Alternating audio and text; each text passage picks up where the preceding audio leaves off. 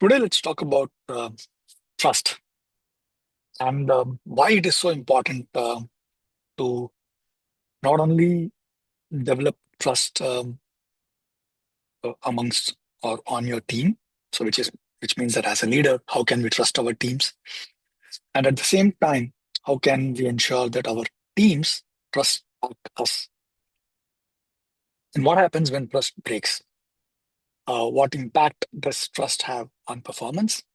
And to realize and explore how trust is not a binary in nature, which means either there is or there is no trust, but is also a continuum. And we'll also probably talk a little bit about what exists or what is the continuum that I'm talking about. Um, First and foremost, what is trust, right? So if you look at the dictionary, the Oxford Dictionary, trust, and when I say trust, I mean the verb or the act of trusting. So the definition of the verb trust is believe in the reliability, truth, or ability of. So there are three things, right? So reliability, truth, and the ability. So when you look at each one of this and try and understand what it means for us as leaders, is number one, reliability, which means that, do we say what we will do and reliably do it? If we say we will not do something, do we reliably not do it? Which means that, can our team rely on us doing whatever we commit to? Same way, with our team. So does our team act in a way that we can rely on them? Truth. So trust is all about being able to share the truth, to our own truth, right? So are we in a safe space amongst our colleagues, amongst our team, safe enough for me to open up and be truthful about whatever the situation is? This is where problems are discussed right at the beginning of the problem becoming problems, rather than kind of waiting till it comes to a point where you can no longer ignore it. So by that time, it is already too late for you to solve the problem. So can we have safe space? Can we create a safe space amongst ourselves so that the truth can be told both ways? So as a leader, can I be truthful and honest? And the same way, can our team members be truthful and honest with us? And point is not just between the manager and the team, not only between the team and the manager, but also amongst the team, right? The last one is the ability of, which means that now if I trust you to do a certain things, I believe that you have the ability to do whatever it is that I'm trusting you to do. So all three, when come together, is when we create trust. Now, if you actually look at the impact of trust on performance, there is enough studies that have been done which clearly indicate that the higher the trust levels amongst the team members and with their leaders and with the leaders trusting their team, the higher is the performance of those teams. Now, if we have to look back and think about why is that the case, it is pretty straightforward, right? So if you look at the definition, so reliable, truthful, and able. So if you can reliably do what you're supposed to do and can identify and share both successes and challenges honestly, and as a team come together and solve them, naturally, the ability of that particular team to perform at high level is very, very high. So trust and performance are directly related, directly proportional, which means that as the trust goes up, the performance goes up. Now, I spoke about the fact that trust is a continuum, right? So, what do I mean by trust as a continuum? Now, so if I have to actually think about this, uh, I can actually look at you know it's a six-stage uh, process.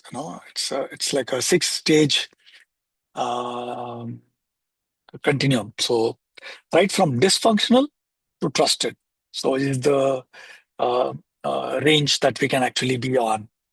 So what do I mean by that is pretty straightforward. So let me just share with you what do I mean by dysfunctional to trusted. So if you look at it uh,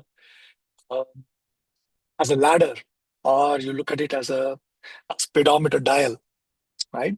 So on one extreme or at the bottom extreme, if you look at it as a ladder, is dysfunctional teams, which means these are teams where nobody trusts anybody, including the leader not trusting their team, including the team members not trusting each other, the team members not trusting their leader.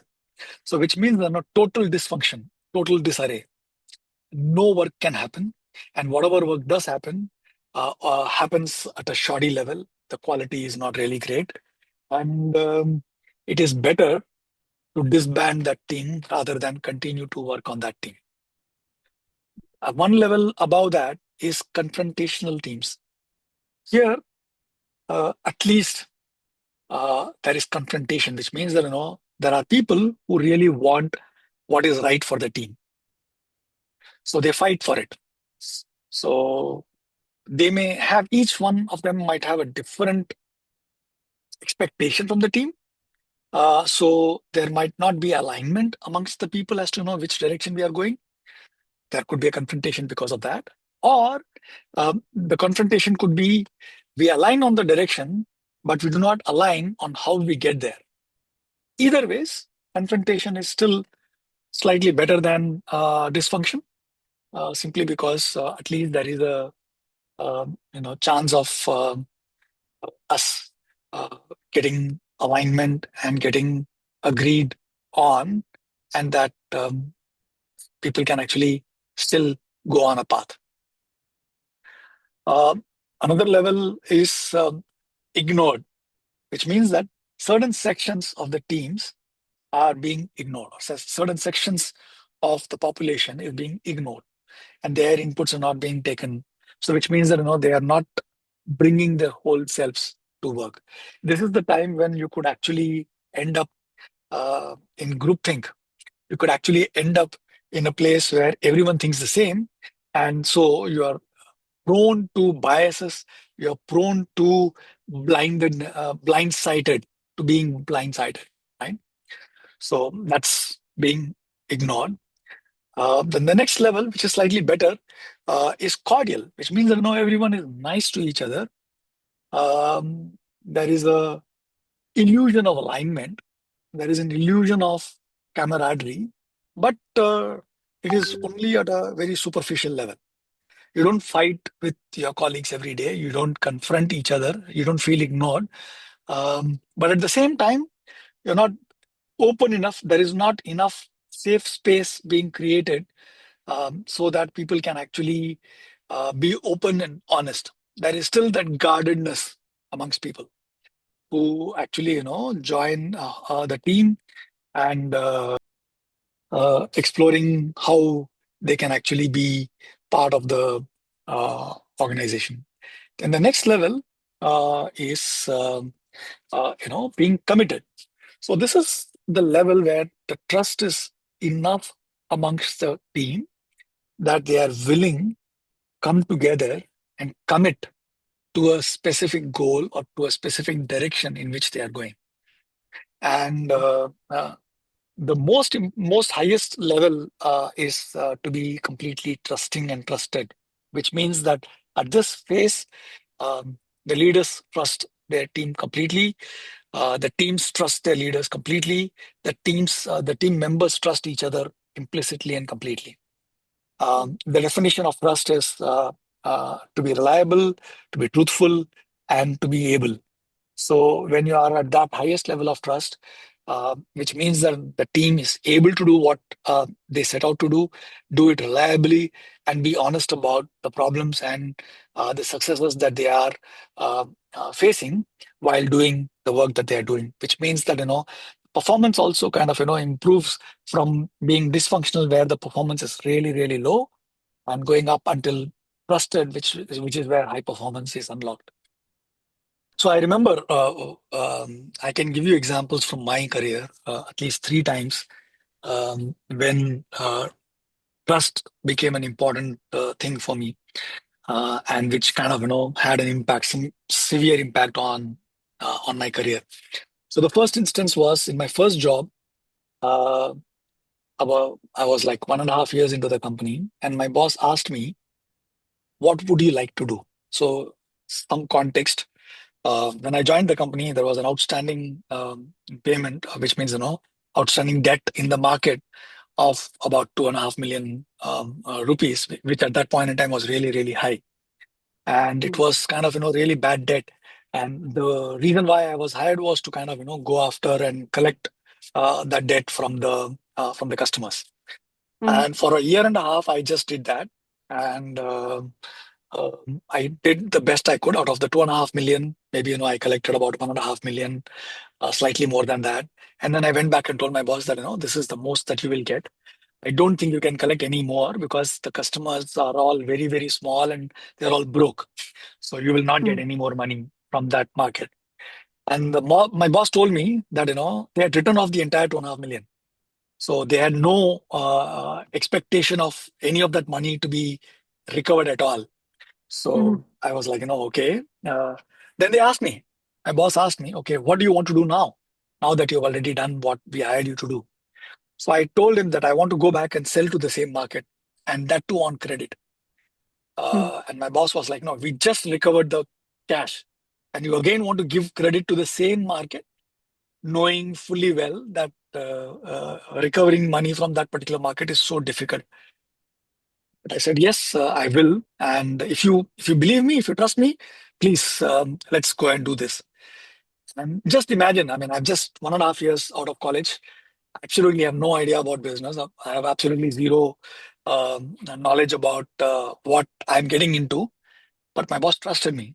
He said, mm, okay, if that is what you want to do, go ahead and do it. And over the next 2.5 years, I grew the business to about 10 million in revenue, 3 million in profits.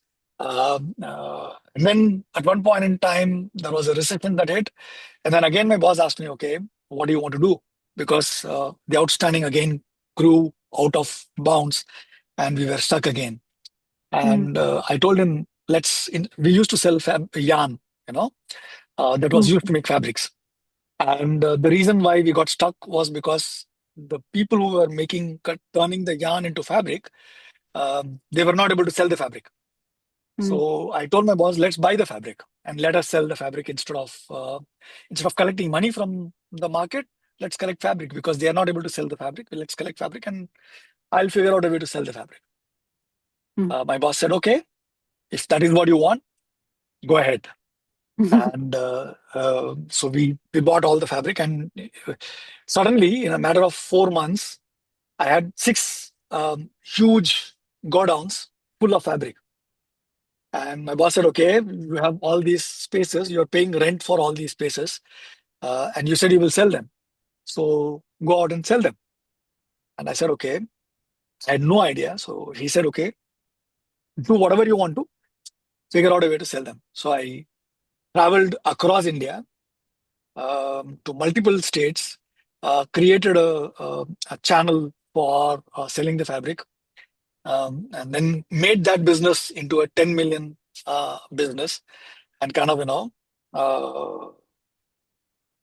instead of selling yarn, now we became processors. So we would give the yarn and get the fabric back. So mm, at any point in time, instead of us I mean, people owing us money, we were owing money to others. So instead of being cash negative, we became cash positive. And at the same time, profitability grew. So all because my boss trusted me mm, enough to kind of go and do what I thought would be the right thing to do. The same boss, 5 years down, he questioned my integrity by indicating that I was taking money off of the company on my own account. mm, Um, um, and because he had some bad experiences, I mean, there were some employees who were skimming money off the company. So mm, he found out about them, and then he questioned my intention as well. mm, And I said, no, I'm sorry. You can, here is the books, here are the expenses, here is the cash, here are the stocks. I've not taken a single pie, a single, rupee out of your business, which I'm not owed already. And once I was able to prove all of that, I said, okay, thank you. I'm no longer willing to work for you because if you don't trust me, I'm sorry, I can't work for you. yeah, yeah, So the company which gave me that kind of growth, I just quit the company in like a week's notice because my boss didn't trust me. Same thing happened in my next company. My boss once, so it was a glass company, and we would get allowance for petrol, every day based on the kilometers that we drive. And I was a sales guy, so I would drive across the city, and we would have to get the approval of our sales manager that yes, this is the number of kilometers that he has driven, so that he can be reimbursed. And one day he questioned that, okay, I can't believe that you drove 45 kilometers in a single day. You are fudging the numbers. And I said, okay, let's do one thing. Let's take your car. Let's go around. We'll take the same route that I've mentioned. You can ask every single customer on the route whether I was there at their shop today or not. I will stay outside. You go and talk to the customers and come back. We did the round. And at the end of the day, the kilometers I had mentioned was less than the actual kilometers that we had ended up traveling. My boss approved, and I went home, sent in my resignation mm, because if you can't trust me even for these small things, I don't want to work for you. yeah, So there has been a theme consistently in my career that if you don't trust me, I'm sorry, I don't trust you either, and I can't work for you anymore. Just to say, that is it. to tell you, right, what you said, once the trust is broken, very difficult to rebuild that trust. You Yes. can, but it takes that much more effort and that much more um, uh, significantly higher level of trust building that needs to happen, right? Mm-hmm.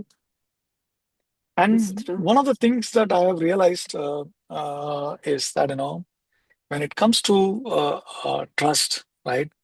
Um, Leaders typically tend to expect the people that they lead to trust them. Whereas, in my experience, it is always the other way around. It is the manager or the leader who has to trust their team first Yes. Mm-hmm. in order for the team to start trusting him or her. And that is something that is a mistake that a lot of times leaders do, which is not trusting their people, but expecting their people to trust them. Mm-hmm. Never works that way. Yeah. So the other thing that I was thinking about when I think about trust is trust and physiology, right? Our whole body, the way our body reacts to trust is very very different vis-a-vis when we feel there is a lack of trust. When we are in an environment where trust is minimal or lacking, our body tends to be more alert. It releases more cortisol. It is more stressed. Your heart rates are high, and all the negative emotions are kind of in you. And if you are in a constant state of being in an environment which you don't trust or which is not trusting enough, the chances for you to kind of feel the kind of stress, the bad stress, and all the negative, all the hormones which actually end up harming your body is what your body secretes. And the exact opposite happens when you are in an environment where you are trusted, when you trust people.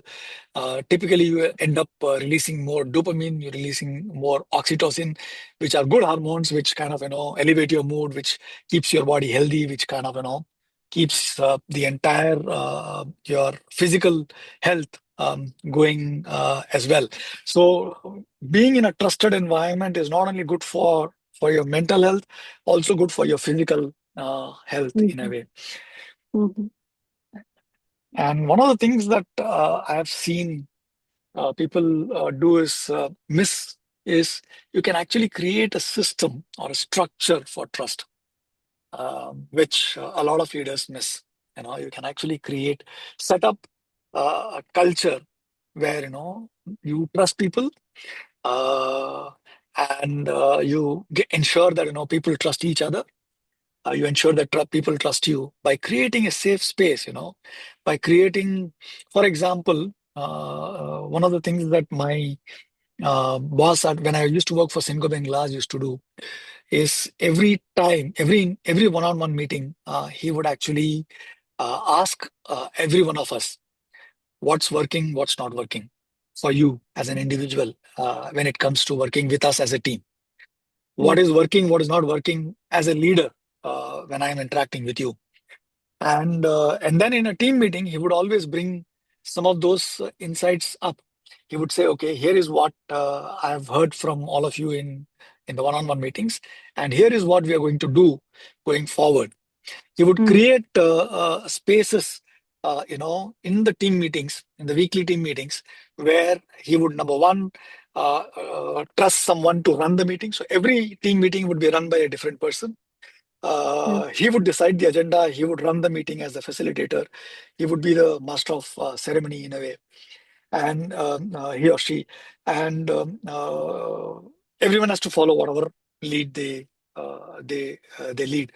Um, it was expected from every one of us to ensure that if there's at any point in time there is any issue, to bring it up right up front, and we were never ever scolded, or we were never ever reprimanded for bringing bad news or a challenge or a problem. In fact, every time we would bring a problem at the earliest stage, we would get rewarded in a team meeting, saying, here is Mukesh, thanks for bringing this up early enough so that we can actually address it and not waiting for it to blow up on our faces. And that Mm-hmm. acknowledgement and that ability to create that safe space in an environment, in a team meeting, structurally created a culture where people trusted each other. There was no behind the scene agenda that people had. And hiring people and onboarding them correctly also played a big role in making sure that the culture continued to stay as people came and left the team.